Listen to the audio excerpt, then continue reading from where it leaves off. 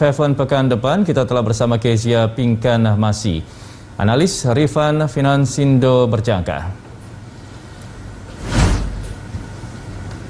Ya, Bu Kezia, ini seperti apa perdagangan komoditas sepekan ini? Apa saja faktor yang berpengaruh? Oke, selamat sore Mas Andra, selamat sore juga Berita Satu. Jadi untuk komoditas sepekan ini ya, kalau berdasarkan dari pergerakan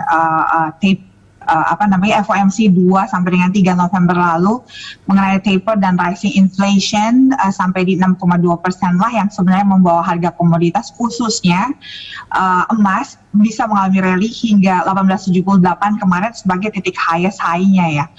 Membuat perdagangan komoditas dalam sepekan ini masih kita lihat melanjutkan koreksi after impact FOMC dari sepekan lalu dengan koreksi pasar pekan ini yang sudah mencapai 1778 hari Rabu kemarin.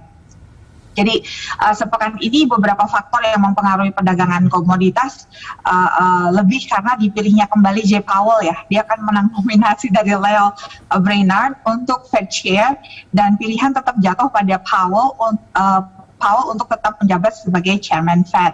Jadi hal tersebut sangat disambut positif seperti itu Mas Andra oleh pelaku pasar dan major central bank sehingga mengapresiasi kepemilikan US Treasury Note 10 year naik sampai ke 1,67 dan US Treasury Note 30 year-nya juga naik sampai ke 2,02. Begitu juga jadi kan itu jadi instrumen yang mendasari DXY US dollar ikutan juga terdorong sampai ke 96,88 sehingga ya di pekan ini ada movement dari pergerakan emas yang turun dan menjalankan koreksi sampai yang di 1778 seperti itu. Mas Andra. Lalu bagaimana prospek emas hingga akhir tahun dan apakah ada potensi buy on dip? Seperti yang saya sampaikan pernyataan saya sebelumnya ya, kan memang kita ada data, mungkin saya tampilkan juga untuk datanya.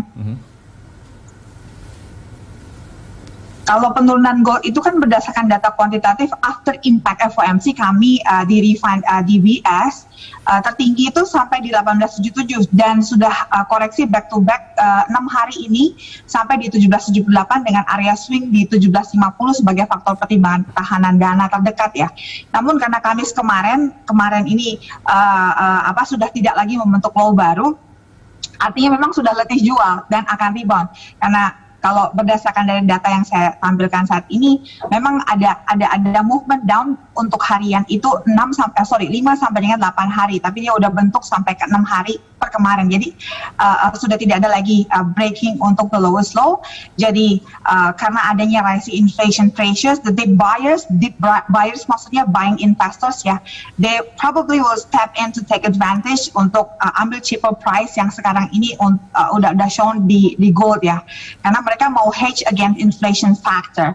Jadi ini akan mendorong harga emas naik sebanyak, kalau berdasarkan data kita, 108 troy dari lowest low, sementara ke 1778 ke 1886 sampai more or less 9 hari ke depan sebentar.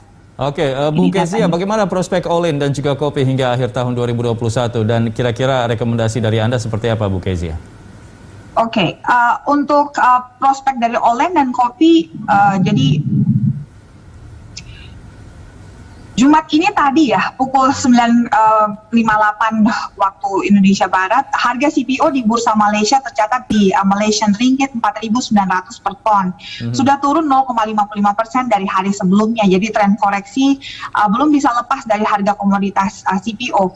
Dalam sepekan terakhir, harga CPO turun 1,86% secara point to point. Jadi target harga CPO mencoba lagi menguji titik support di kisaran Malaysian Ringgit 4.781 sampai dengan 4.827 per ton. Bila ditembus target support, selanjutnya ada di 4.706 per ton. Jadi ada peluang menuju level resistance di rentang 4.963 sampai dengan 5.024. Jadi potensi rally akhir tahun untuk tembus di Malaysian Ringgit 5.024 per ton bisa membuat harga CPO meneruskan rally bullish-nya lagi seperti itu Mas Andra. Seperti apa tren timah dan juga perak hingga akhir tahun 2021, Bu Kezia?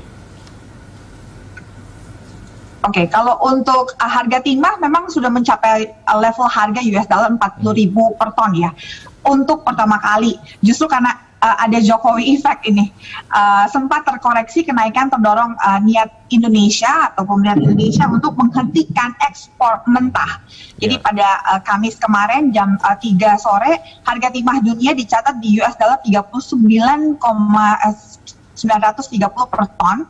Turun tipis di 0,08% dari posisi hari sebelumnya. Jadi langkah Indonesia untuk menghentikan ekspor timah akan lebih berdampak pada industri timah dalam jangka panjang. Jadi saat ini tekanan pasokan pada pasar timah udah meningkat sejak awal pandemi.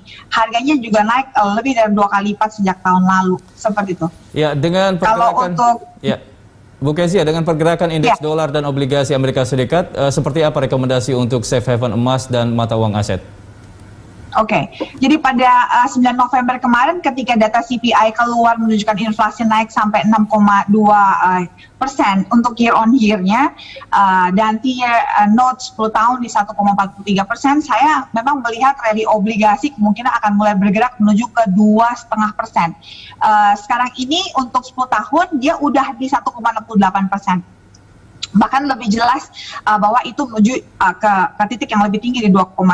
Jadi kita bisa melihat di kuartal pertama nanti 2,5% itu most likely akan tercapai untuk tier yang 10 tahun note obligasi US-nya.